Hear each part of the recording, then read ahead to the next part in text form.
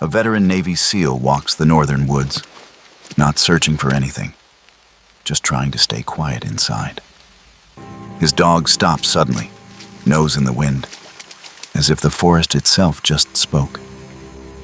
Hidden under rust, mud, and years of silence lies a giant no one was meant to forget.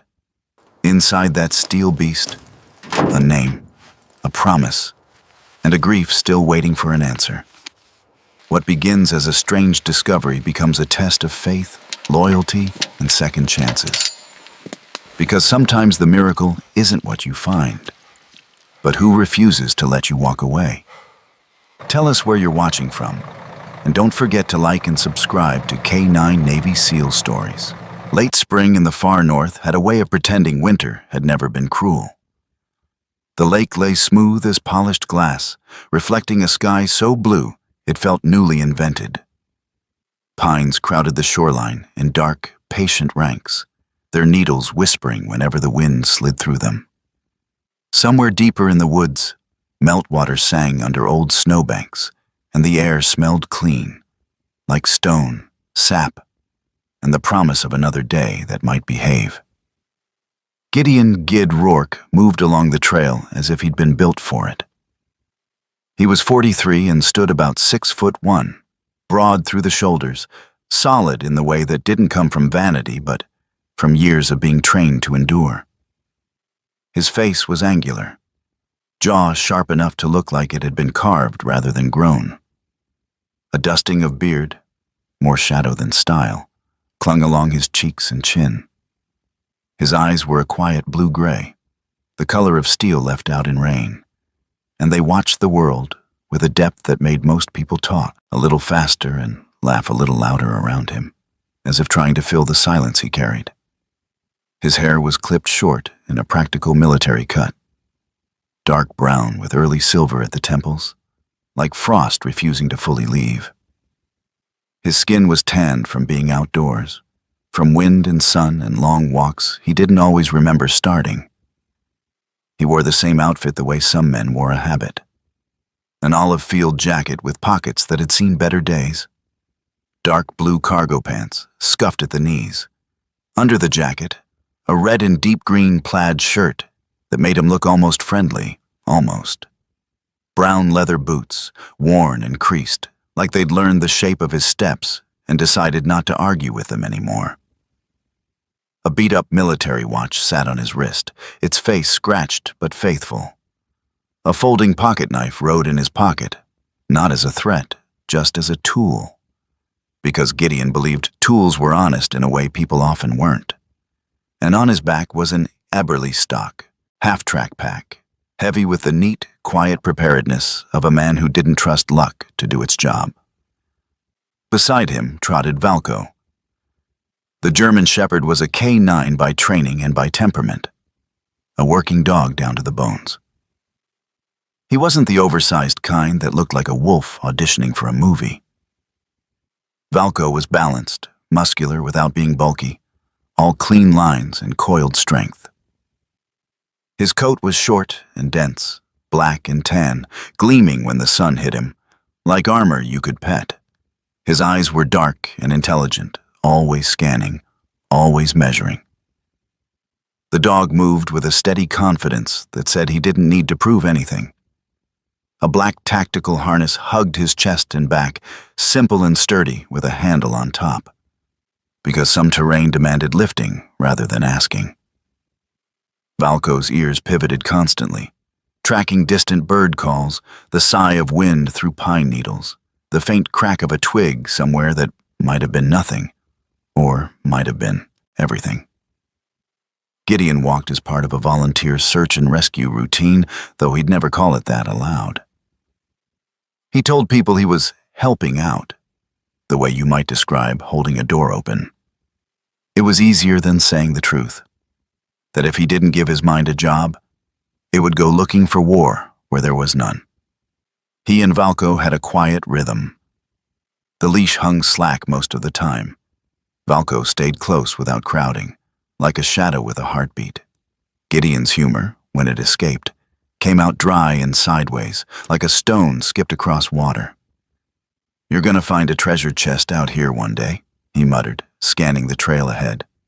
"If you do, I get 60%.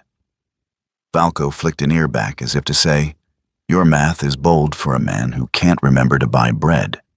The trail they followed was familiar, a local loop used by hikers and fishermen, edged with young birch and underbrush that glowed a bright, eager green. Gideon liked familiar trails. Familiar meant fewer surprises. Fewer surprises meant fewer ghosts. But then the wind changed. It happened so subtly that Gideon might not have noticed. Except Valco did. The dog stopped mid-step. Not a hesitant pause, a full stop, like someone had pressed a button. Valco's head lifted. His nostrils flared. His eyes narrowed toward the woods, not with fear, but with focus. His body shifted slightly forward, weight ready. A quiet electricity moved through him. Gideon slowed, watching. "What is it?" he asked, though he knew better than to expect an answer.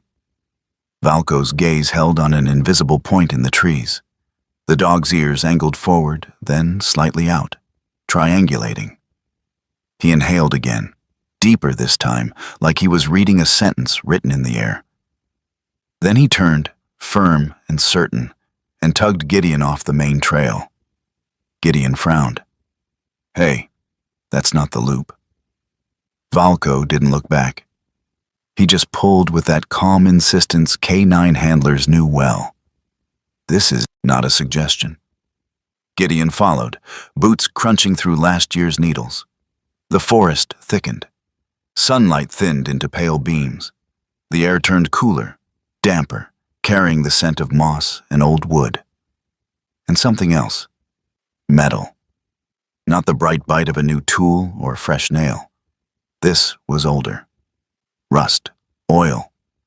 The tired scent of iron that had been wet and forgotten. Gideon felt his shoulders tighten in a way he hadn't invited. "Of course," he murmured. "The dog smells a ghost made of steel." Valco pressed on, weaving between pines, stepping over fallen branches with precise economy. Gideon kept one hand near the strap of his pack, not out of panic, out of habit. His body remembered danger the way the lake remembered ice. They reached a stretch of forest where trees had fallen in tangled heaps, as if a storm had once slammed the place and never apologized. Thick trunks lay crisscrossed, half buried in leaves and new growth. The ground dipped slightly, making the air feel heavier. Valco moved faster now, tail steady, head low, nose working hard. Gideon's eyes caught on something unnatural, an angle that didn't belong among the curves of bark and brush. A dark shape behind the fallen trees. At first it looked like a boulder, then it looked like a shadow wearing the wrong geometry. Then the sun hit it through the branches, and Gideon saw the dull sheen of metal under moss and grime. His breath caught in his throat, shallow and uninvited. There, half swallowed by the forest, lay a massive truck, an old semi-style cab modified into something monstrous. The front was broad and aggressive, its grille like a clenched jaw. The tires were enormous, caked in mud, half sunk into the earth as if the ground had tried to keep it. Vines crawled over the frame. Rust freckled its body like age spots. It lay tilted, not quite toppled, as though it had stumbled and never managed to stand again.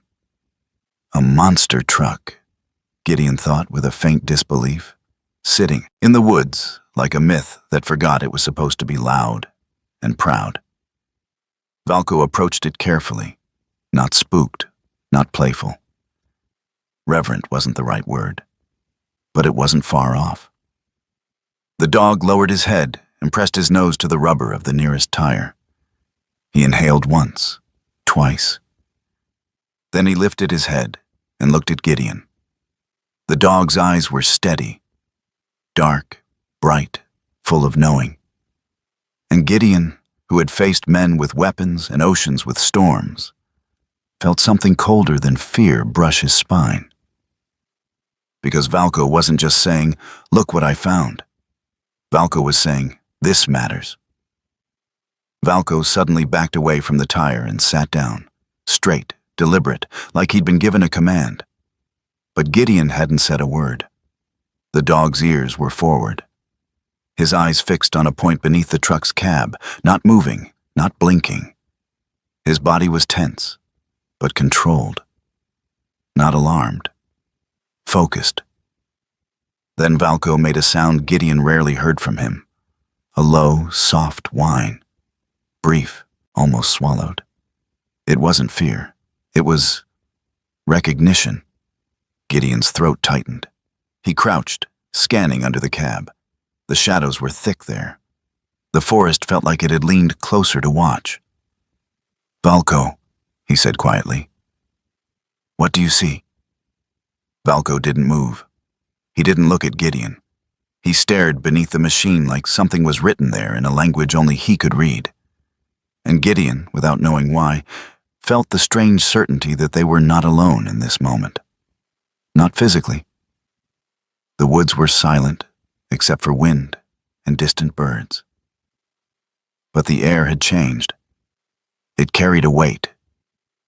Like a story had been waiting, holding its breath. And Valco had just spoken the first word aloud. Gideon forced himself to move. He shifted closer, keeping his balance on slick needles and damp leaves. He leaned down, trying to see what Valco saw. Nothing. Just shadow. A tangle of old branches, a glimpse of rusted undercarriage. Yet Valco's entire posture insisted otherwise. It made Gideon uneasy in a way that had nothing to do with danger and everything to do with memory. Because Gideon knew that sometimes the first warning didn't come from what you could see. Sometimes it came from the part of you that had survived too much and learned to read the world before it spoke. He exhaled slowly, hands open, calming both himself and the dog. "All right," he whispered, a hint of that dry humor trying to keep the moment from swallowing him. "You found the treasure. It's a several-ton treasure. You're getting your 40%, buddy." Valco finally stood, moving to Gideon's side. But the dog kept glancing under the cab, as if afraid the forest would erase what it had revealed. Gideon rose, circling the truck with careful steps. He studied the way it had been wedged behind fallen timber, the way trees had grown up around it. This wasn't something that had simply wandered off the road last week. It had been here a long time, long enough for the woods to start calling it theirs. Gideon's mind began doing what it always did. Assessing, cataloging, planning. The old habit of missions returning like a tide. But beneath the practical thoughts, something else stirred. Something quieter, more human. A sense of abandonment. He'd seen that before too, not in machines, but in people. In empty houses, in letters never sent. In the way survivors sometimes looked at you when they didn't know what to do with their grief. Valco pressed against Gideon's leg, steadying him without making a fuss. Gideon swallowed, feeling the familiar ache behind his ribs, the one he carried like a second heart. He stepped closer to the cab and reached out. His fingers met cold metal. Damp, rough with rust, slick with moss. The truck's skin felt like a bruise, and in that instant, Gideon heard it. Not an actual sound in the air, nothing the birds reacted to, nothing Valco barked at, but a metallic echo in his mind, like a distant clang of gear on steel. A memory of other metal, other nights, other orders. His jaw tightened. His hand stayed on the truck anyway, because some part of him, some stubborn, battered part, recognized this feeling. The feeling of something left behind. And Gideon Rourke, for all his silence and scars, had never been good at walking away from that. He kept his palm on the truck's cold body, as if making a vow without words. Valco watched him, eyes steady, breathing slow. The lake wind stirred the pines, and somewhere in the trees, a branch creaked like an old door. Gideon didn't pull his hand back. Not yet. Gideon didn't notice he'd been holding his breath until his lungs demanded payment. He let the air out slow, a controlled exhale the way he'd been taught to do when the world narrowed to one dangerous detail. His palm came off the truck's skin, and the cold lingered on his fingers like a warning that refused to leave. The forest was still bright. Sunlight threading through pine boughs, lake wind slipping between trunks. But Gideon's body had shifted into a different season. The kind that lived inside him. The kind that didn't care what month it was. Valco stood close, steady, watching Gideon's face more than the truck. The dog had learned the shape of Gideon's storms, the way his jaw tightened first, the way his shoulders lifted a fraction, the way his eyes went distant as if listening to something no one else could hear. Gideon forced himself back into the present by doing what he always did. He assessed. The truck wasn't just abandoned. It was claimed. By time, by weather, by the woods. Moss had made a soft carpet over parts of the hood. Rust had freckled the frame. Vines had stitched themselves along the metal as if mending something broken. He stepped closer to the cab. The door was half hidden behind a fallen limb, and the handle was crusted with grime. He tested it carefully. It didn't budge. Of course, Gideon muttered, dry as sand. Locked by Mother Nature. He slid his pocket knife open. Not with drama, just with the practical click of a tool being asked to work. He used the blade to pry at a seam where the door had warped. The metal complained, a long, reluctant groan. Valco shifted, ears forward, scanning the trees.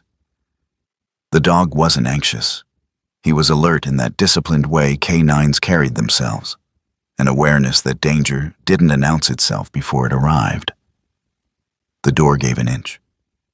Gideon leaned his shoulder in, and the second time it moved with a sigh. Like something letting go. A stale breath rolled out of the cab, damp upholstery, old oil, and the faint metallic tang of iron that had been wet too many times. Gideon's stomach tightened, not from disgust, from recognition.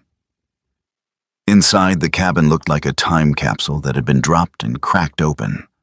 The seats were torn, the dashboard was dusted with rot and pine needles.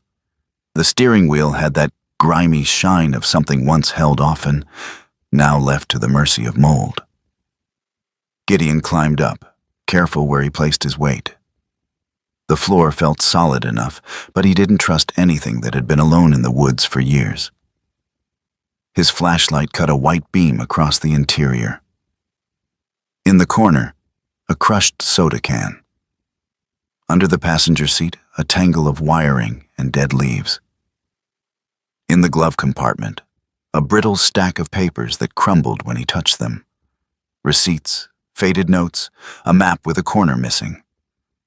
Valco remained on the ground, circling the truck at a measured pace, nose low. The harness on his back caught a stripe of sunlight, making him look like a soldier wearing a black vest. His tail was steady, neither wagging nor tucked. Businesslike. Gideon opened the center console. That's where he found the bag. It was a small, weatherproof pouch, wedged beneath a layer of grime like someone had tucked it away on purpose. Gideon lifted it slowly, as if sudden movement might startle the past. The zipper resisted at first, then gave. Inside was a tight bundle of meaning. A few photographs, their edges curled but their faces still readable. A thin wooden tag engraved with a single name, Hollis. A strip of cloth folded neatly, protected from moisture as if it mattered more than anything else in the cab. And a note, written in blocky handwriting.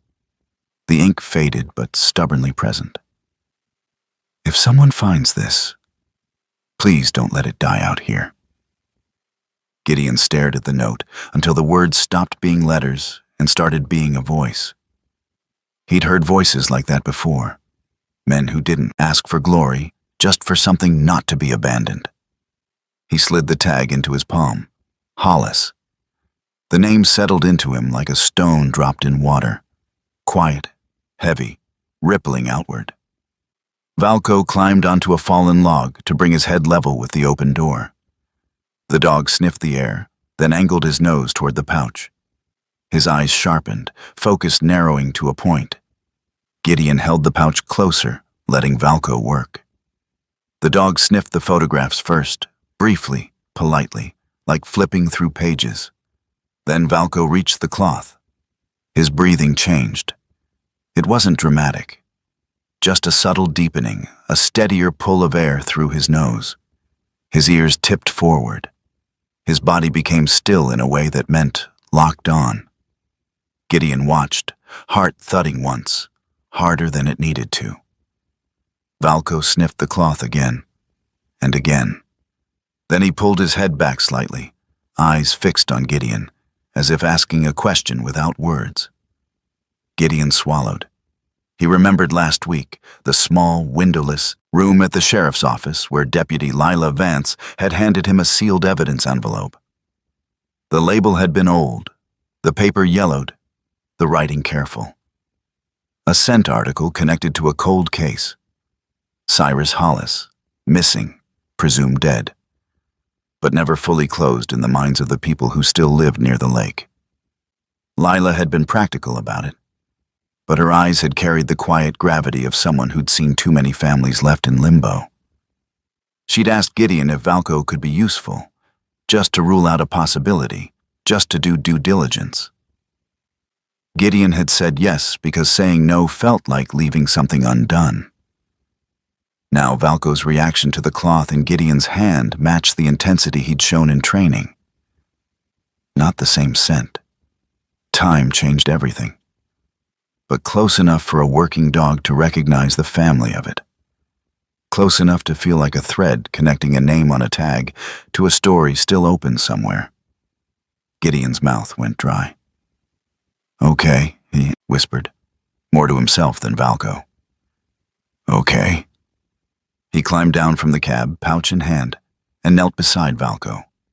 The dog stepped closer, nose hovering over the cloth again, inhaling as if committing it to memory. Gideon rested a hand on Valco's shoulder, a steadying touch, not a command. "You're telling me this isn't just a truck," he murmured. Valco didn't wag, he didn't bark. He simply held Gideon's gaze, eyes dark and unblinking, like a compass refusing to spin.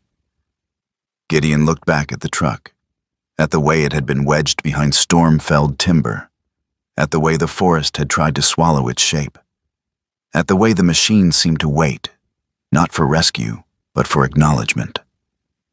He took out his phone, thumb stiff in the cold shade, and snapped a few photos. Wide shots of the location, close-ups of the cab, the tires, the VIN plate he could barely see through grime. Evidence. Documentation. The kind of cautious behavior that kept good intentions from becoming bad mistakes. He marked the GPS coordinates. Then he did something he hadn't planned. He spoke out loud, soft, almost like a prayer. "I don't know who you are," he said to the empty woods, the truck, the name on the tag, maybe all three. "But you got my attention." The wind stirred the pines, and Gideon felt foolish for a second. Then Valco's posture shifted. The dog froze, ears sharp, head turning toward the deeper woods. His muscles tensed beneath his coat, ready but controlled. Not fear, alert. Gideon followed Valco's gaze.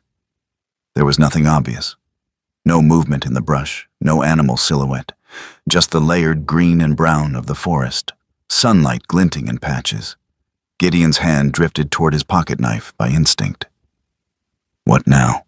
he asked, voice low. Valco didn't move, but his breathing changed. Shorter, more deliberate. He wasn't tracking a deer. This wasn't prey. This was unfamiliar. Gideon listened. At first he heard only wind and distant water. Then faintly, so faint he wondered if his mind invented it, came a metallic clink. Not from the truck, from somewhere deeper. A soft, rhythmic sound like chain against wood. Gideon's skin prickled. Not because he believed in ghosts, exactly, but because he believed in patterns. And because his life had taught him that when a dog said, "Pay attention," you listened. Valko suddenly turned away from the truck and walked, slowly, deliberately, toward a line of trees that looked no different from the rest. Gideon stayed still for a beat, watching the dog's tail, the set of his shoulders. Valko wasn't chasing. He wasn't playing. He was following something with the quiet certainty of a trained mind. "Valko," Gideon called softly. "Heel." The dog paused, looked back once, just once, eyes intense as if to say, "Not yet." Then Valko continued, weaving between trunks like he'd been given a private set of directions.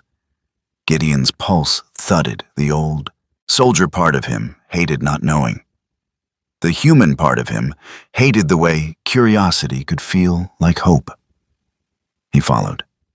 The trees opened into a small clearing, hardly more than a pocket of space where sunlight pooled. Valko stopped at the base of a birch and lowered his nose to the ground.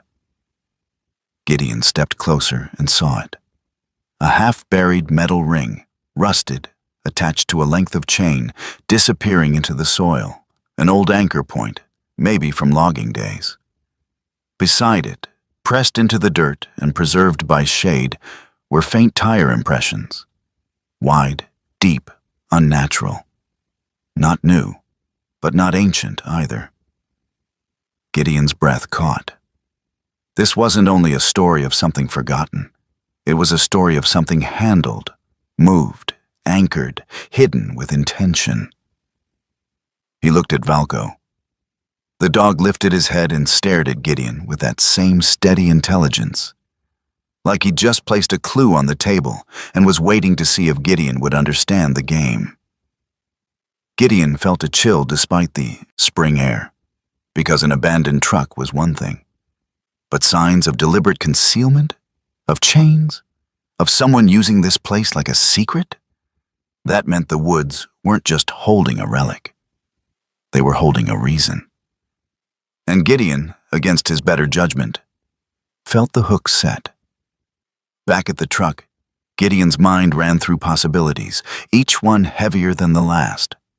Maybe the truck had been dragged here from a private logging road. Maybe someone tried to recover it and failed. Maybe it had been left as collateral, hidden from eyes that had no business seeing it. Or maybe, most unsettling of all, it had been placed here because someone wanted it found, only by the right kind of seeker. Gideon shook that thought off. He didn't do mysticism. He did facts. But Valko had a way of bending Gideon toward belief without ever asking for it. Gideon returned to the cab, took one more careful sweep with his flashlight, and found a detail that tightened the story. A faded stamp on one of the photograph's backs, half smeared by time. A local print shop name from town. A date. Not recent, years ago, but clear enough to tell Gideon this wasn't a decades-old artifact. This had lived in the orbit of the town, in the orbit of people. He tucked everything back into the pouch and sealed it. Then he held the wooden Hollis tag up again, turning it in his fingers. The letters weren't fancy, just simple carving, the kind done by a steady hand, the kind that marked ownership the way a name on a mailbox marked home. Gideon looked at Valko. "You recognized him," Gideon said quietly. "Or, at least, you recognized something about him." Valko's ears flicked. His gaze stayed fixed. Gideon's humor surfaced, small and dry, like a match in a dark room. "Great," he murmured. "We found a truck, a name, and a mystery. That's exactly what I wanted on my day off." Valko's mouth opened slightly in a dog's version of a grin, brief, subtle, almost smug. Gideon zipped his jacket higher and turned his eyes back to the forest, then the lake beyond. The world was still beautiful. The world always stayed beautiful, even when it was hiding broken things. He tucked the pouch into his pack, close to his spine, as if carrying it like a responsibility rather than an object. Then he looked one last time at the truck. This huge, silent beast, half wedged in the trees, and felt something shift inside him. It wasn't heroism. It was recognition. He'd seen what happened when things got left behind. He knew the cost of it. He took the Hollis tag in his hand and closed his fingers around it. Somewhere in his chest, something old stirred. Not pain exactly, but a sense of being called to stand up and answer. The wind off the lake moved through the pines again, and Gideon understood, with a clarity that made him both tired and awake, that this wasn't just wreckage. This was a legacy waiting to be claimed. By the time Gideon Rourke reached the edge of town, the lake had changed moods. Morning light still skimmed its surface, but clouds were gathering in the west, thin at first, then thicker, like a thought that refused to be ignored.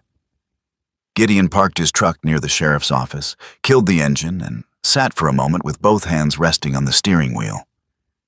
He didn't rush into buildings anymore. Rushing was how you missed details. Rushing was how you mistook urgency for truth. Valco waited in the passenger seat, posture calm, eyes alert. The dog's head followed a gull drifting past the windshield, then settled back on Gideon, not questioning, just present. Inside, Deputy Lila Vance looked up from her desk as Gideon stepped in. She was in her late 30s, tall and spare, with a straight-backed posture that suggested she'd grown up learning to take responsibility early. Her dark blonde hair was pulled into a low bun that meant business, not fashion. Her uniform fit, neatly, unadorned by excess, and her face, freckled lightly across the nose, carried the expression of someone who didn't waste words because she'd learned how easily they could be misunderstood. "Rourke," she said, nodding once. "You look like you found something." Gideon set his pack down and removed the pouch carefully, like it might bruise. "I think I did," he said. Lila listened while he spoke. Really listened. She didn't interrupt. She didn't jump to conclusions. When Gideon finished, she leaned back, fingers steepled, eyes thoughtful. "That area," she said finally, "sits right on the boundary. Old Hollis timberland. Private, but neglected. The Forest Service monitors runoff because it feeds into the lake." She stood and reached for a map pinned to the wall. "If you want to move anything that heavy, we'll need permits, environmental review, and before any of that, VIN check." Gideon nodded. He'd expected nothing less. "I don't want this turning into a mess," he said. "For anyone." Lila's gaze softened a fraction. "That's why I'll help," she replied. "But only if we do it right." She slid a card across the desk. "Ranger Owen Calder. He knows that land better than anyone alive." Ranger Owen Calder met them later that afternoon at the edge of the woods. He was built like a man who had never learned to slouch, lean, sun-weathered, with a beard the color of iron filings and eyes pale as winter sky. His uniform was faded from years of use, boots scarred by rocks and roots. When he shook Gideon's hand, his grip was firm but careful, like someone who respected bones. "That truck of yours," Owen said, adjusting his hat against the breeze, "has been sleeping in tricky ground." He led them through a series of old logging paths, pointing with a knotted finger. "See that depression? Looks solid. It's not. Sinkhole waiting for weight. And there, used to be a service road. Now it's mulch and lies." Valco moved ahead, nose low, tail steady. Owen watched the dog with quiet approval. "Good animal," he said. "Pays attention." Gideon smiled faintly. "He taught me." Owen stopped near a cluster of fallen trees, gaze fixed on the hidden truck beyond. "Nature's patient," he said. She'll keep anything you give her. You want that machine back? You don't fight her. You negotiate. Negotiation meant people. The first was Earl Bledsoe. Earl's workshop sat on the edge of town, a low building that smelled of metal, oil, and coffee, burned too many times. Earl himself was in his early 60s, broad as an oak stump, with hands scarred by decades of welding and a laugh that burst out of him like a loose bolt. He wore a stained canvas jacket and jeans that had long ago given up pretending to be clean. His white beard framed a grin that suggested he'd seen most disasters coming and survived them anyway. "You want to pull a monster truck out of the woods?" Earl said, wiping his hands on a rag. "That's not a job. That's a marriage." He listened, then nodded. "I'm in," he said. "But I'm not bringing feelings. I'm bringing steel." Earl made the call to Maya Larkin. Maya arrived an hour later in a battered pickup, stepping out with the calm confidence of someone who trusted numbers more than luck. She was in her early 40s, medium height, dark hair braided down her back, safety glasses perched on her head like a crown she'd earned. Her hands were clean, engineers' hands, not mechanics. But her eyes were sharp and unromantic. She studied the photos, the angles, the terrain. "If you pull from the wrong point," she said, tapping the image, "the center of mass shifts. The truck rolls. Best case, you lose equipment. Worst case, someone gets crushed." She looked at Gideon. "Patience is cheaper than funerals." The last man came quieter.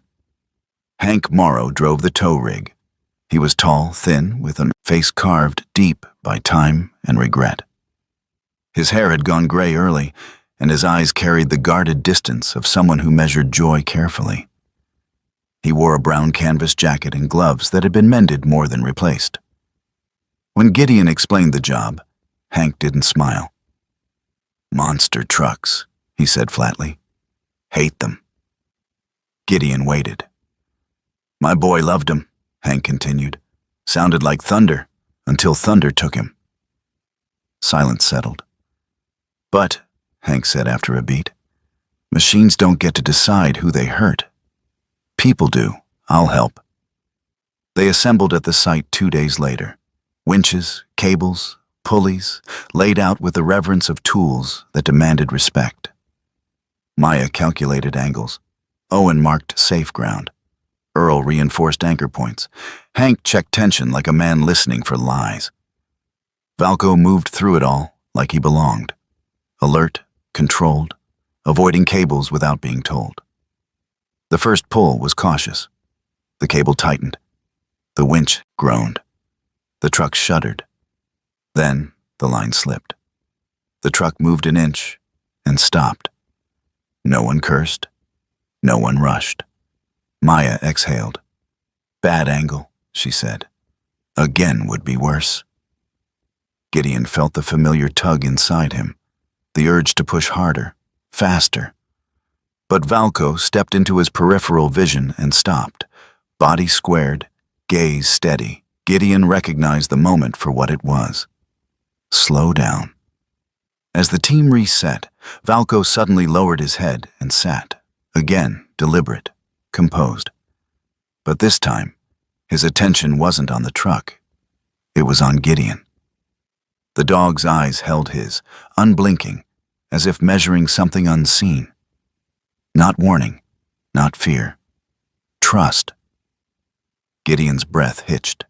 For a fleeting second, he felt the weight of every choice pressing down, not just about steel and cables, but about whether he could do this without becoming the man who broke things by forcing them. Valco leaned forward and pressed his forehead lightly against Gideon's knee, grounding him, reminding him where he stood. Gideon placed a hand on the dog's neck and nodded once. "All right," he murmured. "Your pace." They adjusted the plan. New anchor points, changed vectors, patience instead of power. The truck didn't come free that day, but it shifted, cleanly, safely, just enough to promise that it could. As the sun dipped low, painting the lake in copper and gold, The team stood back, tired but intact. Owen surveyed the ground. "She'll move," he said. "Just not on your schedule." Gideon looked at the truck, silent, massive, waiting. For the first time, he didn't feel frustrated. He felt committed. Because some things, he knew, didn't need to be conquered. They needed to be earned. The second day at the logging site arrived with a softer sky. Clouds drifted like thin wool over the lake, muting the light but not the color. The pines still stood tall and watchful, their trunks dark against the pale day. The air smelled of damp earth and old sap, the kind of scent that made Gideon think of clean beginnings, until he remembered how easily beginnings could become endings. They'd come back prepared. Hank's tow rig sat on the old service path like a patient animal, cables neatly coiled, pulleys sorted by size. Maya had a clipboard and a pencil tucked behind her ear, already calculating loads as if numbers might keep grief from happening. Earl carried a thermos the size of a small cannon and a grin that suggested he'd decided this whole thing was either going to be a miracle or a comedy. And either way, he planned to enjoy the show. Gideon moved quieter than the others, his steps measured, his olive field jacket blending into the woods like camouflage that had forgotten war and learned weather. The Eberly stock pack sat high and tight on his shoulders. The wooden Hollis tag and the sealed pouch rode inside it, close to his spine, where responsibility lived. Valco trotted ahead, black and tan coat sleek despite the damp. His harness was snug, the handle on his back catching flashes of gray light. He moved with that disciplined K9 economy. No wasted energy, no wasted attention. When he stopped, it meant something. Owen Calder, the ranger, met them near a stand of birches. He wore the same faded green uniform and the same expression that said the forest had taught him patience the hard way.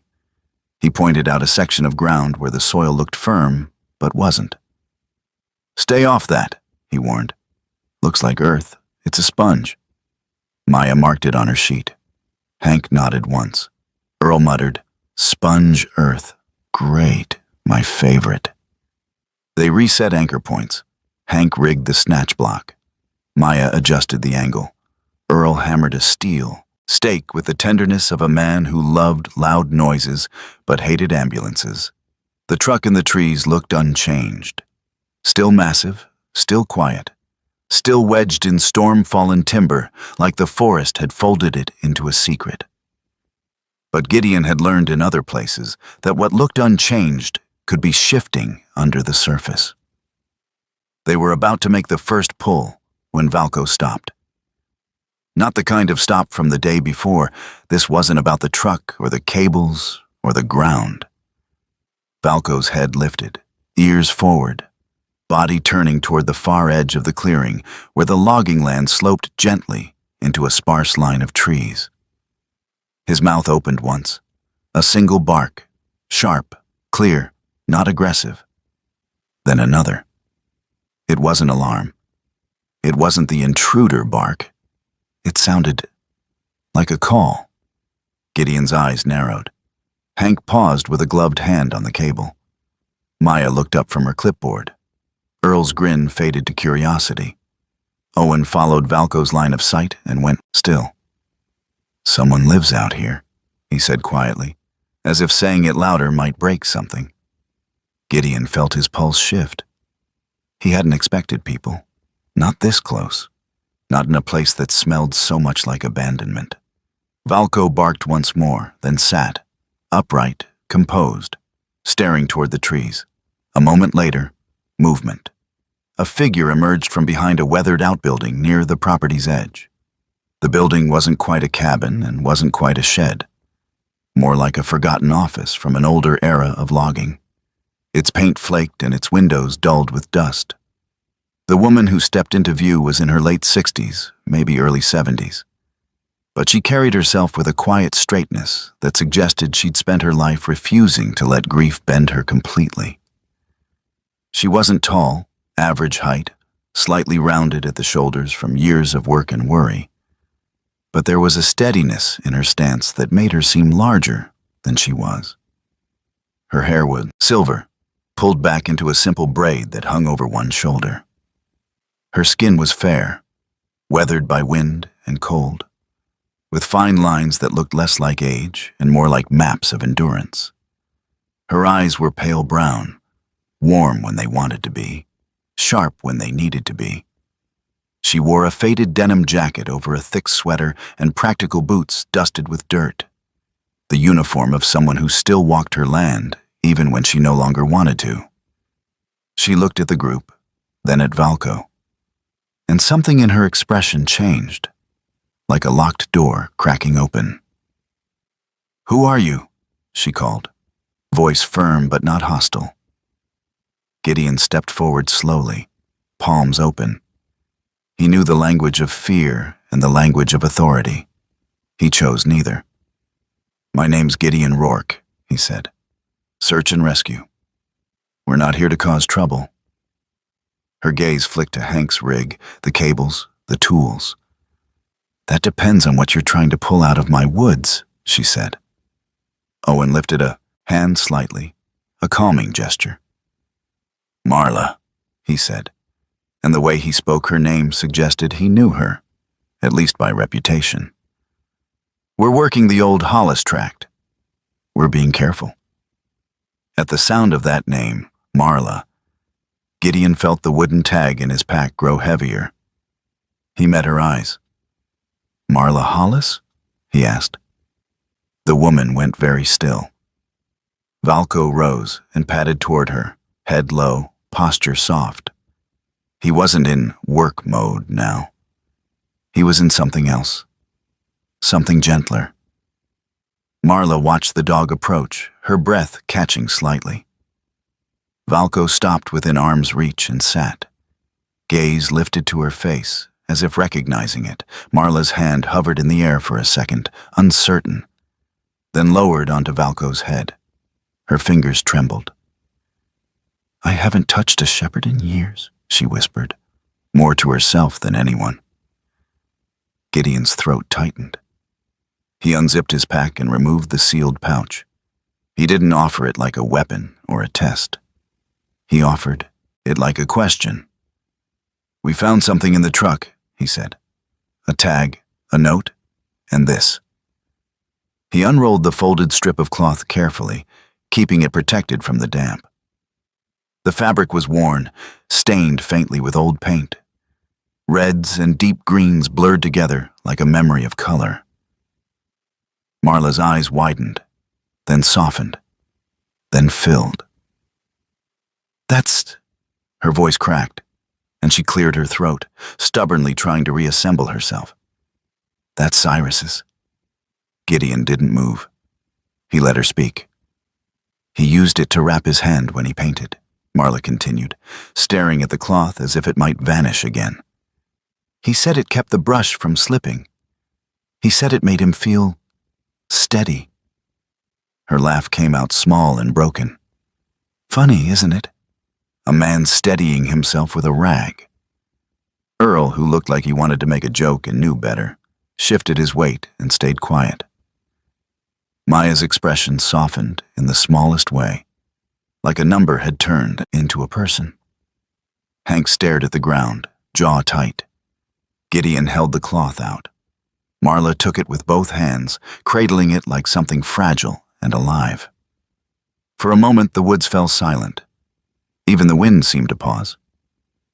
"Cyrus brought that truck here," Marla said at last, voice low. "Not me." Gideon nodded, listening. "He was working on it," she went on. "He called it his big kind giant. Said he'd make it the centerpiece of the summer festival. Raise money for the rescue squad, for veterans, for whoever needed a hand. He said the town forgot how to show up for each other. He wanted to remind them." Her eyes lifted to the trees, then past them, as if looking at a version of the world where Cyrus was still alive, and the truck wasn't rusting in the woods. "Then he died," she said, like the word tasted wrong. "Heart sudden, like the universe snapped its fingers. She swallowed, her jaw clenched. A muscle in her cheek jumped. "I didn't drag the truck into the forest," she said, and there was steel in her tone now. "I just couldn't drag it back out." Gideon felt something in his chest twist. A familiar knot of understanding. Marla looked at him sharply, as if she could see the outline of his own pain.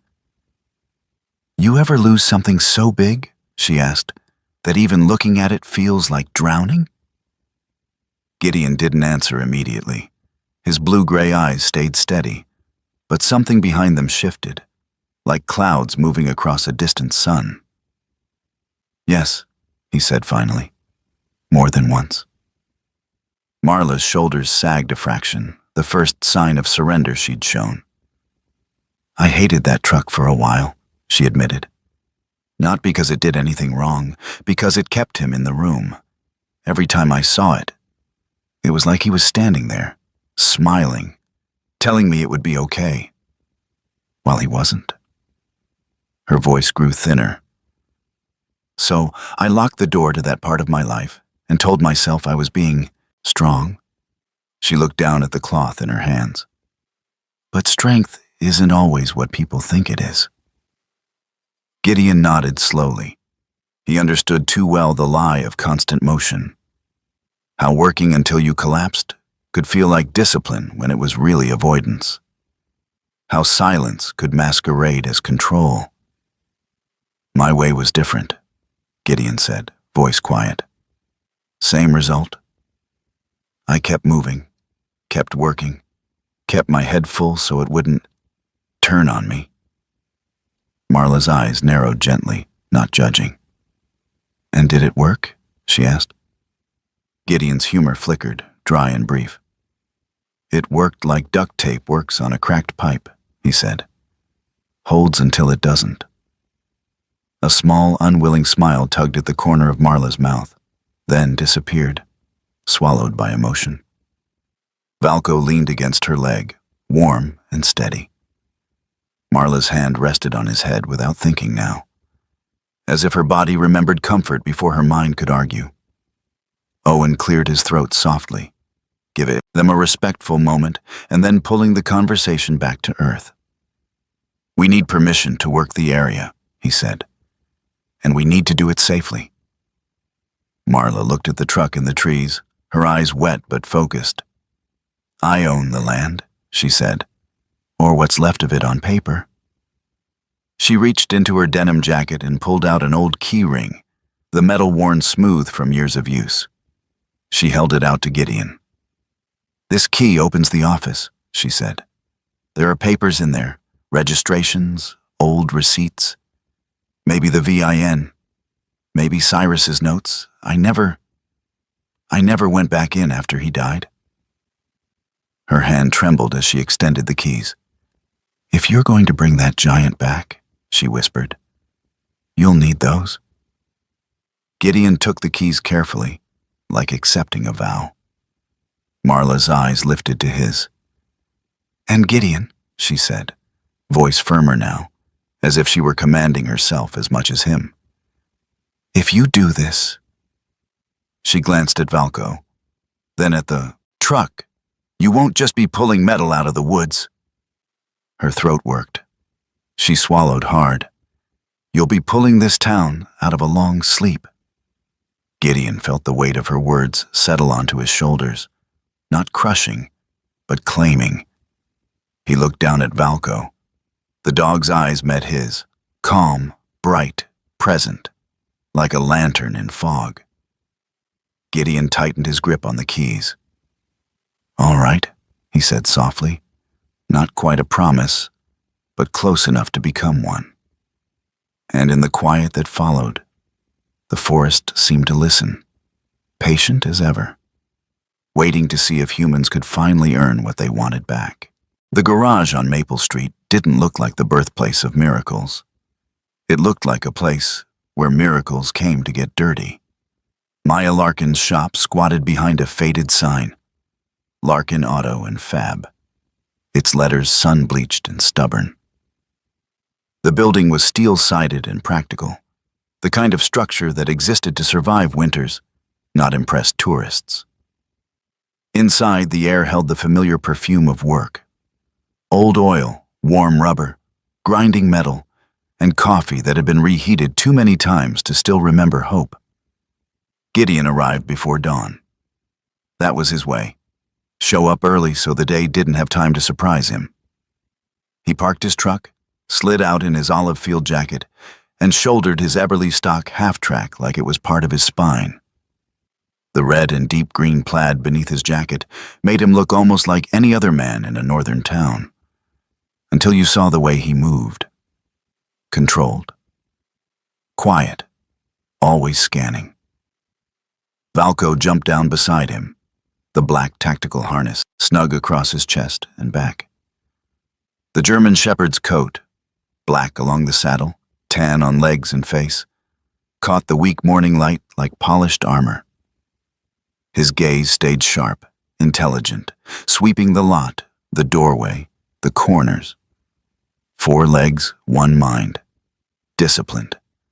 They weren't alone for long. Maya stepped out of the side office with a clipboard tucked under her arm.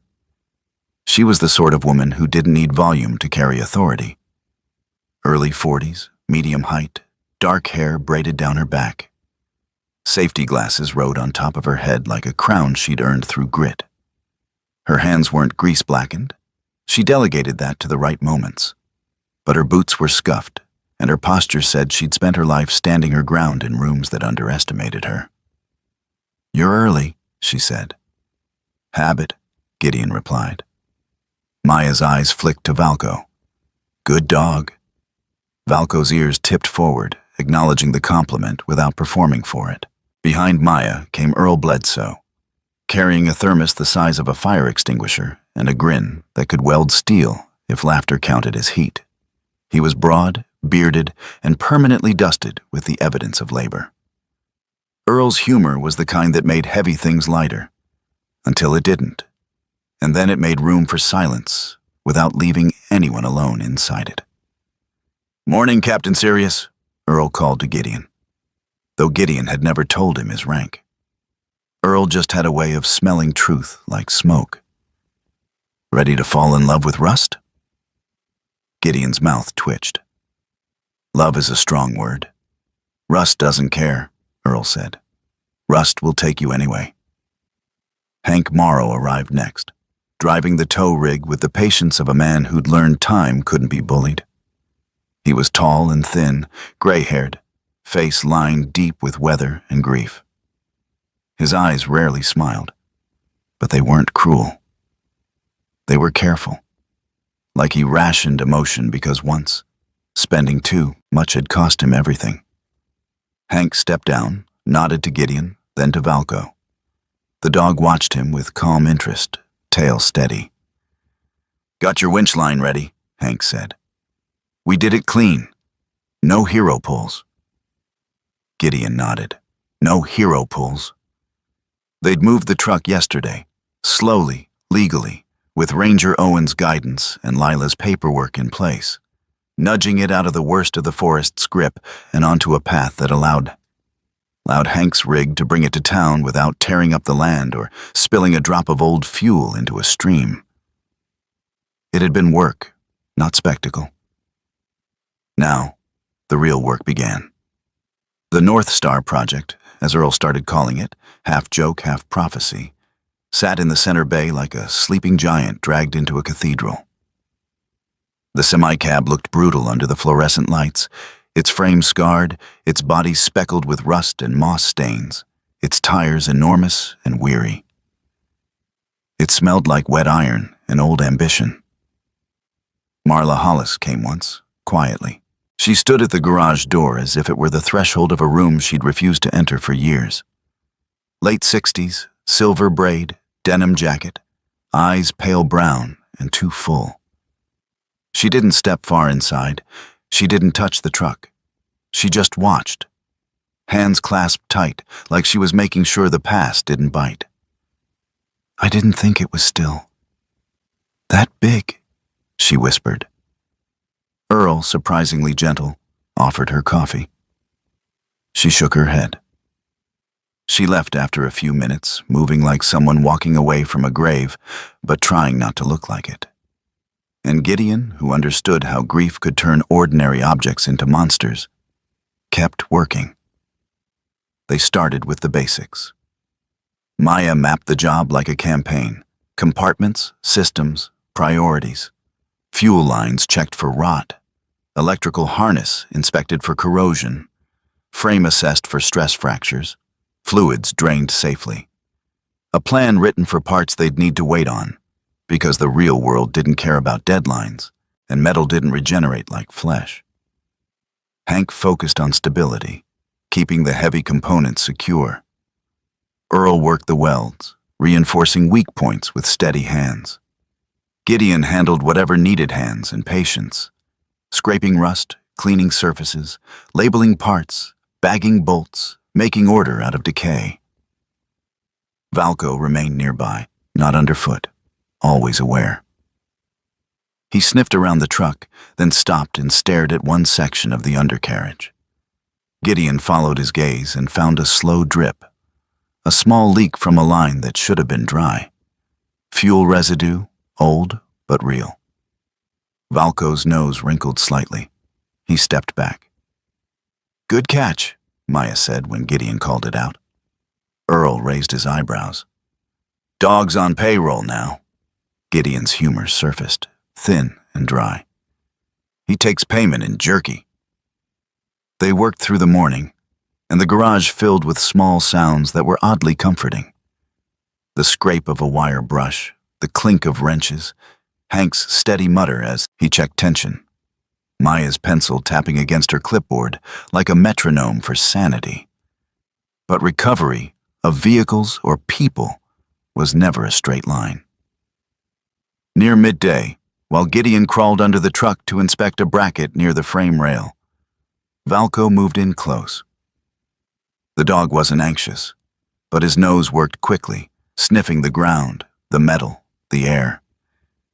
His ears flicked toward the back corner of the bay, where the shop's old parts bin sat like a graveyard of forgotten steel. Gideon slid out from under the truck and stood. "What is it?"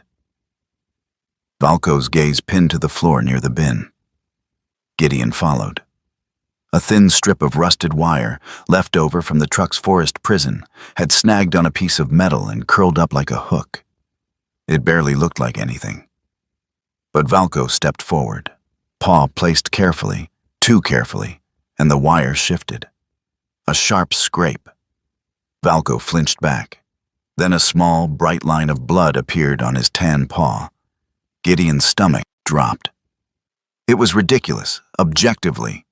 One cut, shallow, not life-threatening. But Gideon's body didn't speak objective language when it came to the things he loved. His pulse surged. His throat tightened. His hands went cold. "Valko!" he snapped, sharper than he meant. The dog's ears lowered slightly, not in fear, but in apology. Valko lifted his paw, looking at Gideon with those dark, intelligent eyes that never begged, only reported. "I'm okay," the look said. "But I'm hurt." Gideon knelt immediately, taking the paw in both hands. The cut wasn't deep, but it bled enough to stain the fur and mark Gideon's fingers red. Maya appeared beside him in a heartbeat, calm as always, eyes scanning. Earl hovered, unusually quiet. Hank's jaw tightened as he watched, like he felt the pain through a memory. Gideon's voice came out rough. "We need a vet." Maya nodded. "Doc Keene, 2 blocks. Gideon didn't wait. He wrapped Valko's paw in a clean shop towel, lifted the dog gently.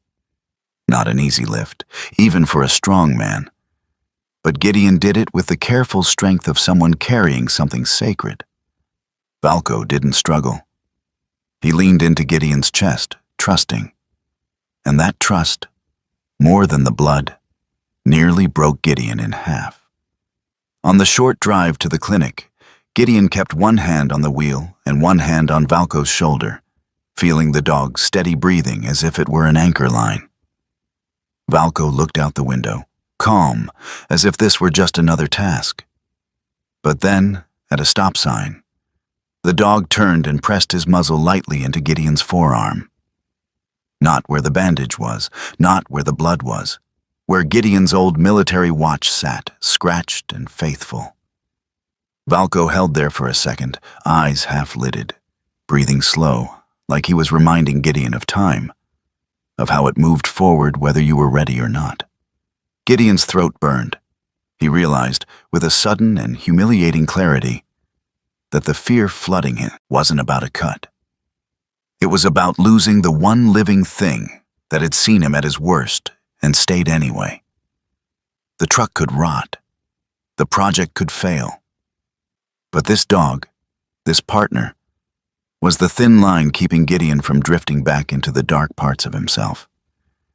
And Gideon, who could face storms without blinking, whispered to the windshield like a prayer he didn't believe in until he needed it. Not him. Doc Harper Keene's clinic smelled like antiseptic and wet fur, a strangely comforting combination. Doc Keene was in his late 50s, broad-shouldered, with salt and pepper hair cut short, and a face that had the blunt honesty of someone who'd worked both battlefield triage and small-town animals. His eyes were kind, but direct. The kind that didn't let you lie comfortably. He wore a simple flannel under a white coat, sleeves rolled up as if he preferred hands-on truth to polite distance. He took one look at Valco, then at Gideon's white knuckles, and said, "Set him here." Gideon placed Valco on the exam table. Valco stood steady, only a slight tremor betraying pain. Doc examined the paw with practiced calm, cleaning it, checking depth, then stitching two neat little pulls that closed the wound like a whispered promise. "Lucky," Doc said. "Shallow. He'll walk fine." Gideon exhaled so hard it felt like his ribs cracked. Doc wrapped the paw and looked at Gideon over the top of his glasses. "You're shaking," Doc observed. "I'm fine," Gideon lied automatically. Doc's mouth twitched, not quite a smile, more like patience. "You're not," Doc said. Then, as if delivering a diagnosis Gideon didn't want. "Question is, what are you really trying to fix?" Gideon swallowed, eyes on Valco. The dog met his gaze, steady, unjudging. Doc's voice was quiet, but sharp enough to cut through armor. "Are you restoring a truck?" Doc asked. "Or restoring yourself?" Gideon's answer stuck behind his teeth, because the truth was too close to the surface now. He hadn't come for the truck, not really. He'd come because something abandoned had called to him, and he didn't know how to ignore that call without hating himself. "I don't know," Gideon said finally, voice low. Doc nodded as if that was the only honest answer worth having. "Good," Doc said. "Not knowing means you're still awake." He handed Gideon the aftercare instructions and added, almost casually, "Keep him calm. No heavy work for a few days." Gideon looked down at Valco. Valco blinked slowly, as if to say, "We'll do what we have to." Back at the garage, Earl had taped a sign to the workbench in thick black marker. "No crying on the spark plugs." Maya saw it and snorted. Hank shook his head once, but the corner of his mouth moved. Barely. Gideon stared at the sign longer than he needed to. Then he laughed. Quietly, once. Like the sound had traveled a long distance to reach him.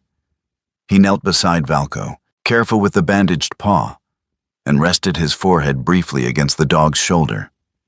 Not a command. Not a mission. A confession without words. When he stood, something inside him had shifted. The truck was no longer just a project. It was a rope thrown across a gap, between past and present, between isolation and community, between a man who survived and a man who could still belong. Gideon tightened the strap of his pack and looked at the giant machine in the bay. He didn't feel like quitting. He felt like coming home. The town fell asleep the way northern towns always did. Quietly, early, with the kind of darkness that didn't feel dangerous so much as final. In Maya's garage, the lights stayed on. Not because anyone was working, because Gideon couldn't bring himself to turn them off. The big truck sat in the center bay like a half-raised monument, its bones exposed, its guts labeled in neat plastic bags and Sharpie handwriting. The air was colder at night, the concrete floor holding the day's chill like a grudge.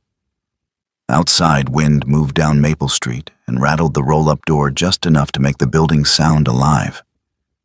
Gideon sat on an overturned bucket near the workbench, shoulders hunched inside his olive field jacket, boots planted wide as if his body still believed the ground might shift.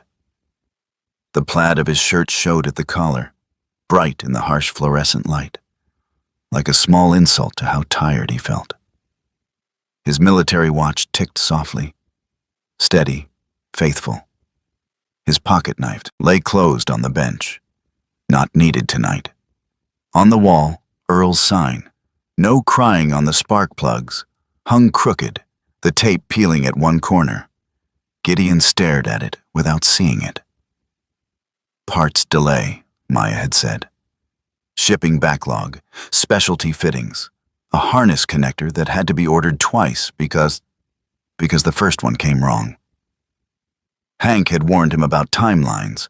Metal didn't care about urgency. Gideon had nodded like he understood.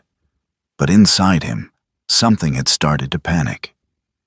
Because waiting was the kind of silence his mind filled with explosions. The truth was, Gideon could handle hard work. He could handle heavy lifting. He could handle pain. Those things made sense. What he couldn't handle, what he had never learned to handle, was meaning. A truck became more than a truck when Marla's hands trembled around Cyrus's rag.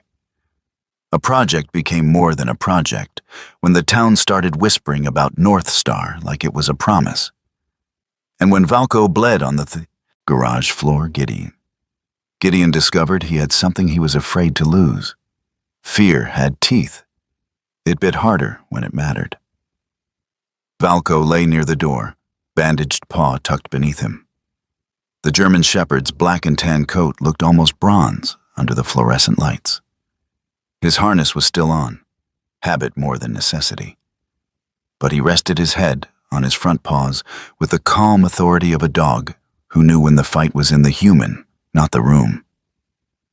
Gideon hadn't spoken in a long time, the kind of silence that wasn't peaceful, just packed. He finally reached for his phone, thumb hovering. He didn't want to call anyone. Calling meant admitting this wasn't under control. But the pressure in his chest had turned into a fist, and he needed something, anything, to release it. He hit Hank's number. It rang twice, 3 times. Then Hank answered, voice low and gravelly, like he'd been awake anyway. "Yeah," Hank said. "You all right?" Gideon's throat tightened. He hated questions like that. They invited honesty. "I need you to sell it," Gideon said, words coming out flat. "The truck. I'm done." There was a pause on the line, not long, but heavy. "You're tired?" Hank said. Gideon laughed once, dry and sharp. "That's one word for it." Hank didn't take the bait. He stayed steady. "Tell me why," Hank said.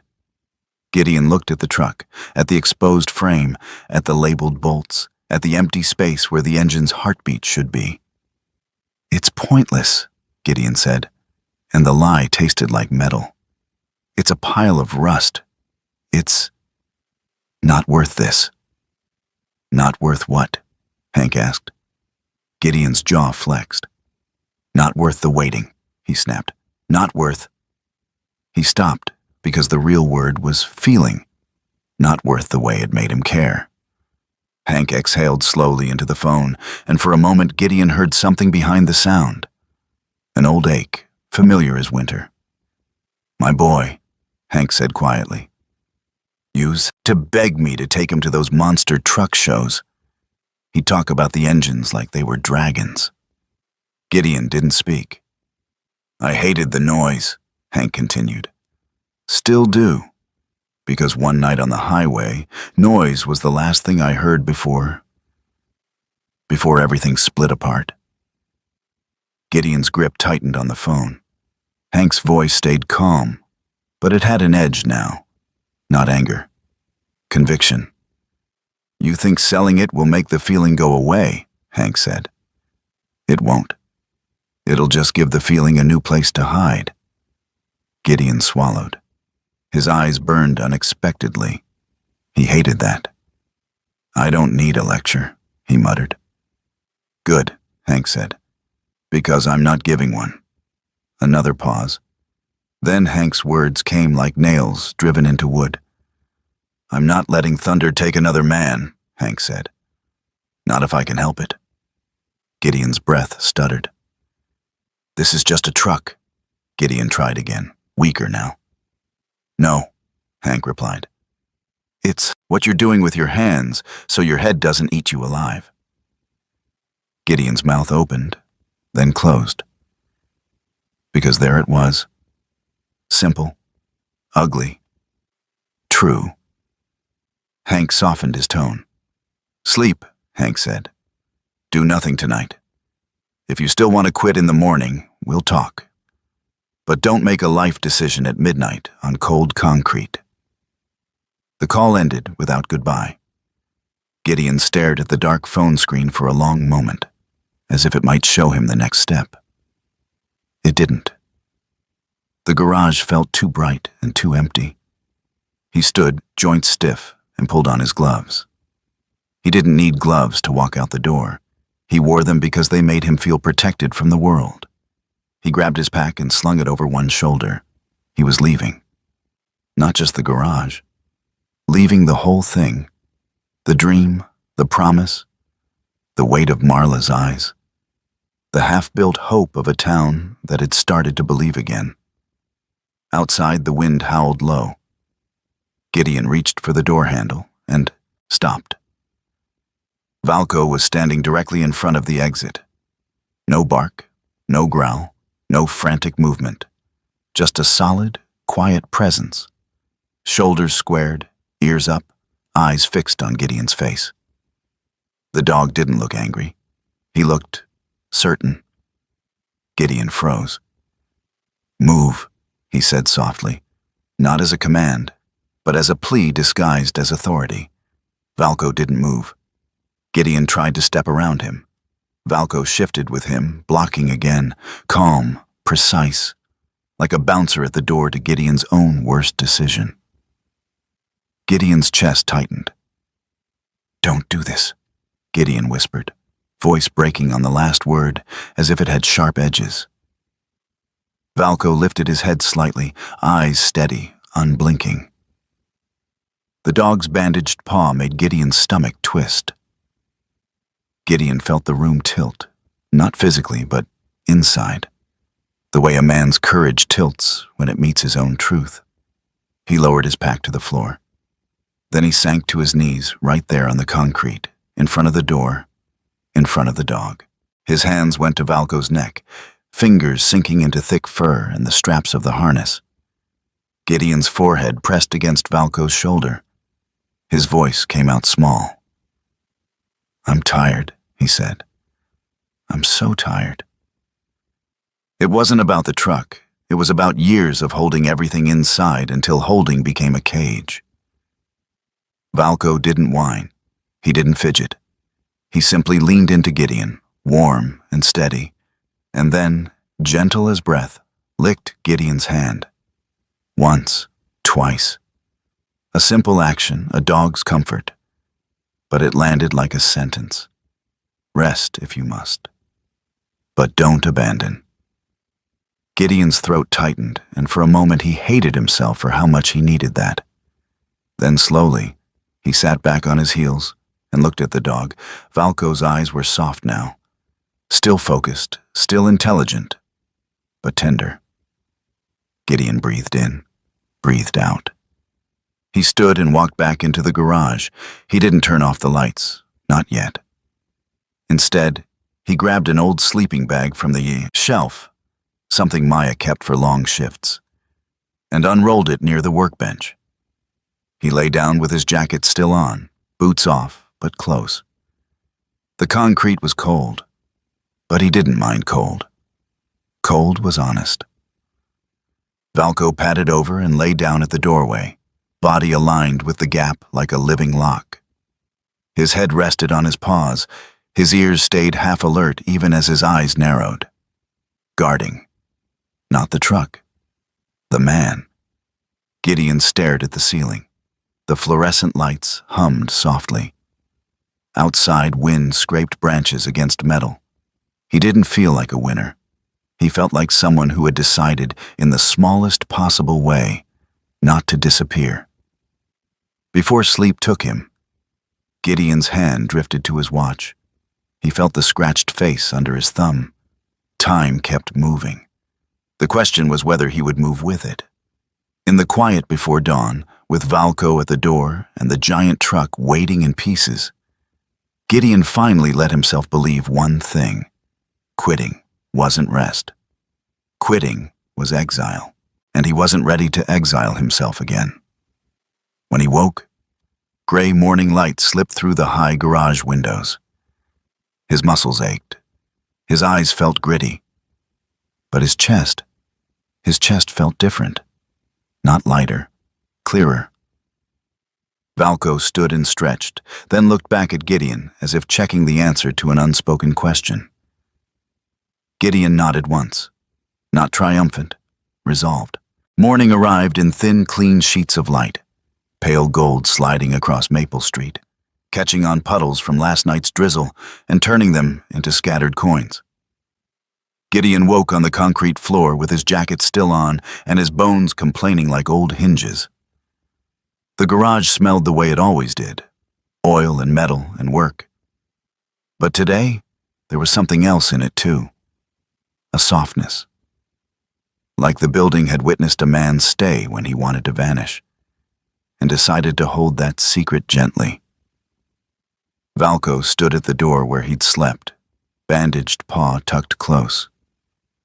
He stretched once, long and deliberate, then looked back at Gideon with calm, dark eyes. Watching, not judging. Gideon sat up, rubbed a hand over his stubbled jaw, and let himself breathe before he let himself think. He didn't do speeches. He didn't do pep talks. He picked up his phone and sent one message to the group chat Maya had created, because even engineers understood the value of a single sentence. Keep going. Then, because words mattered more when you used fewer of them, Gideon made a second call. Maya answered on the second ring, voice already awake. "We're back?" she asked. "We're back," Gideon said. There was a pause, a tiny one, and Gideon could hear her smile in the silence. "Good," she replied. "I'll be there in 20. By the time the others arrived, the day had turned bright and clear, the kind of northern spring day that felt like a reward for surviving winter. Maya came in first, braid down her back, safety glasses perched up like she wore them the way knights wore helmets. Clipboard under her arm, focus in her eyes. She didn't ask Gideon how he slept. She didn't need to. She saw it in his posture, more upright, less hollow. Hank arrived next, stepping into the garage in his brown canvas jacket and gloves. His gray hair was messy, as if sleep had argued with him. His face held the usual guarded distance, but his eyes softened when Valko limped over and nudged his knee with a gentle, familiar insistence. "You holding up, buddy?" Hank muttered to the dog, voice quiet. Valko blinked slowly, tail giving one calm sweep. Earl burst in like a weather front, thermos in one hand, a paper bag of donuts in the other, white beard framing a grin that dared the universe to be sad for too long. "Well, look at that," Earl said, scanning the garage. "Nobody fled in the night. I'm disappointed. I brought donuts for drama." Gideon's mouth twitched. Eat your drama. Deputy Lila Vance showed up not long after, uniform crisp and practical, hair in that low bun that meant business. She carried a folder under her arm, paperwork, VIN records, the sort of administrative armor that kept good people from getting punished for doing the right thing. Behind her came Ranger Owen Calder, boots scuffed, beard like steel wool, eyes pale as cold daylight. He didn't belong in a garage, but he belonged anywhere truth and caution were required. He took a slow walk around the truck, checking for leaks, sniffing the air like he'd learned from wolves. "Any spill?" Owen said, voice low, "and the lake pays. We keep it clean." Maya nodded. "Clean." Gideon glanced toward the open door, and there, at the threshold, stood Marla Hollis. She hadn't been asked to come. She'd chosen to. Her silver braid lay over her shoulder, denim jacket, boots dusted with earth. She looked smaller in the wide garage than she did in the woods, but her eyes were braver today. Still wet around the edges, but braver. In her hand she held a small tin, cookies maybe. Something human, something domestic, as if she needed proof that life could still be ordinary around a machine that carried her husband's shadow. She hovered until Earl noticed her. Earl's voice softened immediately. "Morning, Marla." Marla nodded once, then looked at the truck. She didn't touch it. Not yet. "I just wanted to see," she said, quietly. If today is the day." Gideon felt the weight of that sentence land like a tool in his hands. He nodded once. "We're going to try." They moved into roles as naturally as breathing. Maya took the lead on electrical, fingers quick and sure as she traced connections and checked grounds. Hank handled fuel and pressure, methodical, no wasted motion. Earl reinforced a bracket that had shown hairline weakness, sparks flying like tiny captured stars. Lila stayed at a work table with paperwork, verifying VIN and documenting progress, protecting the project with ink. Owen watched for environmental safety, ready with absorbent pads and a spill kit like a priest guarding the lake's sanctity. Valco sat near Gideon, bandaged paw folded beneath him, posture proud. His harness was on, as always, part habit, part identity.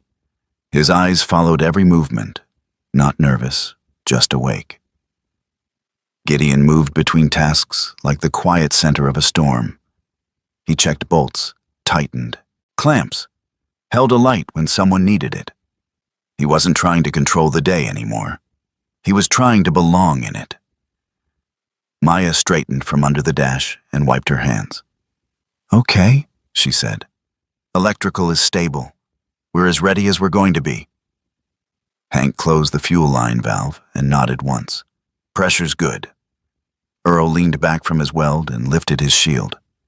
"If it breaks, it won't be my fault." Lila looked up from her folder. "You're clear to start it. I'm documenting this. If anyone asks, we did everything by the book." Earl snorted. "By the book, in a garage. That's adorable." Owen folded his arms and said, "Do it." Marla's hands tightened around her tin. Gideon stepped into the cab. The seat creaked beneath him. The steering wheel felt rough, worn.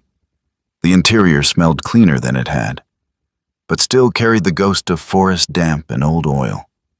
Gideon placed his hands on the wheel and let his breathing slow, not because he was afraid of the machine, because he was afraid of what it meant if it stayed silent. He looked out through the windshield and met Valco's eyes.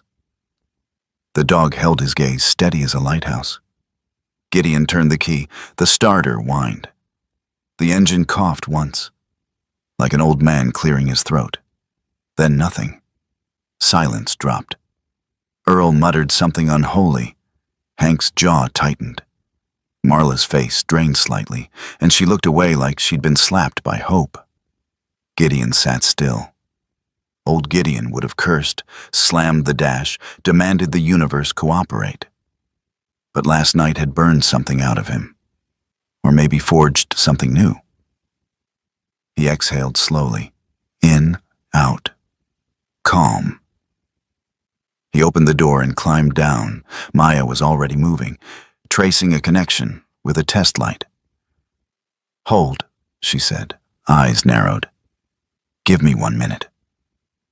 Hank leaned in, adjusting a setting, listening like he could hear lies in metal.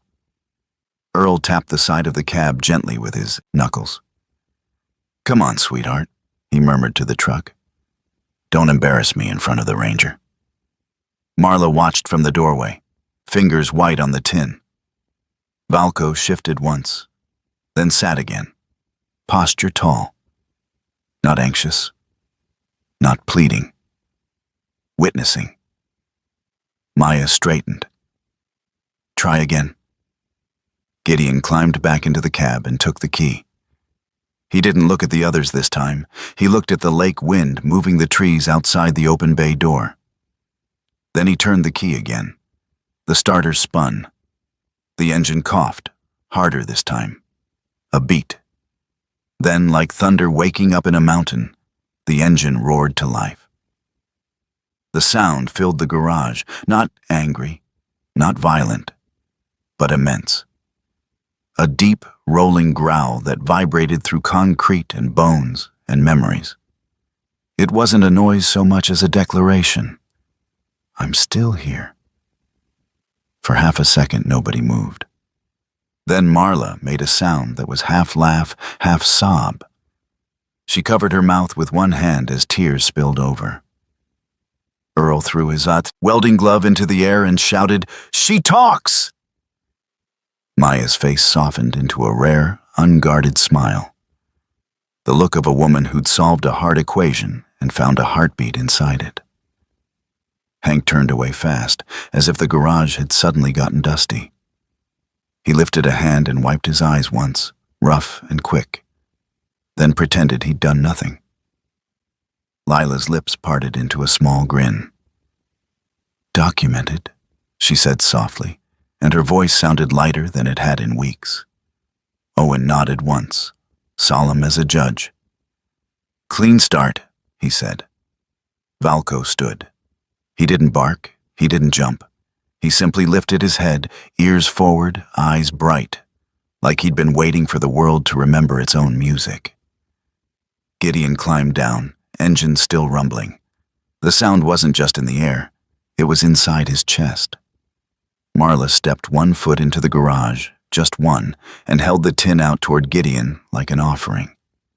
"Cyrus would have," she began, then couldn't finish. Gideon took the tin gently. "He's here," Gideon said quietly, and surprised himself with how true it felt. In the work, in the people, in the reason. Marla nodded, tears on her cheeks. "Thank you," she whispered. Earl, incapable of letting the moment stay too heavy, gestured grandly toward the truck. "Well," he boomed, "what's her name?" Maya raised an eyebrow. "It needs a name?" "It absolutely needs a name," Earl insisted. "If we're going to argue with it for the next decade, we should at least be on a first-name basis." Gideon looked at the truck, then at Valco, then past the open bay door to the bright northern sky and the invisible line where the lake met the horizon. In training, Gideon had learned to navigate by stars when everything else failed. He'd learned there was one point in the night that stayed steady, a fixed guide when your world spun. He swallowed. "North Star," he said. Earl blinked. "That's actually good," Gideon nodded once. "North Star Titan." Maya smiled, approving. Hank's shoulders eased. Lila wrote it down like it mattered, because it did. Gideon stepped closer to Valco and knelt, rubbing behind the dog's ear. "And you," Gideon murmured. "You get your signature." Maya, already thinking ahead, pulled out a small stencil sheet she'd been working on. Simple, clean. A paw print. Not huge, not flashy, just enough to say, "This was found by a dog who refused to let a man disappear." They didn't paint it yet. Not today. Today was for sound and proof of life. But Gideon held the stencil in his hands and felt something settle. Not victory, belonging. 2 weeks later, the town gathered by the lake for the spring festival. Smaller than the summer event Cyrus had dreamed of, but real, warm, and crowded with neighbors who wanted to believe again. A woman named Cass Wainwright stood near the stage with a leash in her hand and calm in her posture. Cass was in her early 30s, athletic, with sun-browned skin and short auburn hair tucked under a cap. She carried herself like someone who knew dogs better than people, and liked it that way. A professional K-9 trainer, she'd helped socialize Valco around crowds and noise, teaching him the discipline of stillness in chaos. Valco sat at Gideon's side, harness on, bandage long gone, posture perfect. The dog's eyes tracked children running, balloons bobbing, the shimmer of water behind the tents. North Star Titan rumbled in on cue, gleaming more now, proud in the sunlight. The crowd cheered. Then the horn sounded, just once, to announce arrival. A small boy near the front startled hard, face scrunching, hands flying to his ears. His breath became quick and shallow, panic rising like a wave. Gideon immediately knelt beside him, voice low and steady. "Hey," he said softly. "Look at me." We breathed together. The boy's eyes were wide, wet. Valco moved in close and sat. Downstay, solid as a rock, no pushing, no licking, just a warm presence. The boy's hand drifted to Valco's harness and gripped it like a handle on a lifeboat. Cass watched from a distance, nodding slightly. Approval without intrusion. The boy's breathing slowed. The panic loosened. And in that tiny moment, under blue sky and beside bright water, Gideon saw it. The truck had been a giant. But Valco was the star. Marla stood with Lila near the edge of the crowd, fingers pressed to her lips, eyes shining. She leaned toward Gideon when the moment passed and whispered, voice barely audible over the festival. "Cyrus used to say, 'Dogs know the way home.'" Gideon looked at Valco, then at the people smiling in the spring sun, then at the truck that had once been swallowed by woods and silence. Home, he realized, wasn't a place without pain. Home was a place where pain didn't have to live alone. He rested his hand on Valco's shoulder and let the warmth stay there. "Yeah," Gideon murmured, "have to, Marla, have to the wind." He was right. Sometimes God doesn't send a miracle with thunder and angels. Sometimes he sends it as a quiet nudge on an ordinary morning. A change in the wind, and a faithful dog who refuses to let a broken man walk away. Gideon thought he was restoring a machine. But what truly came back to life was something deeper. Courage, purpose, and the ability to belong again. And that's how grace often works in everyday life. God doesn't always remove the pain. He places the right companion beside us. He lights one small step ahead. And he reminds us that what's been left behind can still be redeemed. If you're watching this and you're carrying something heavy, hear this. You don't have to fix your whole life today. You just have to take the next right step. Show up, breathe, ask for help, hold on to what is good, and trust that God can turn even rusted, forgotten seasons into something that moves again. If this story touched your heart, please share it with someone who needs hope. Leave a comment and tell us what you're fighting through, or what faithful Valco has helped you keep going. And if you want more stories like this, subscribe to K9 Navy SEAL Stories and stay with us for the next journey. May God bless you, protect you, and strengthen you. May He give you peace in your mind, warmth in your home, and steady ground under your feet. And may He guide you like a north star, even on the nights when the road feels dark. Amen.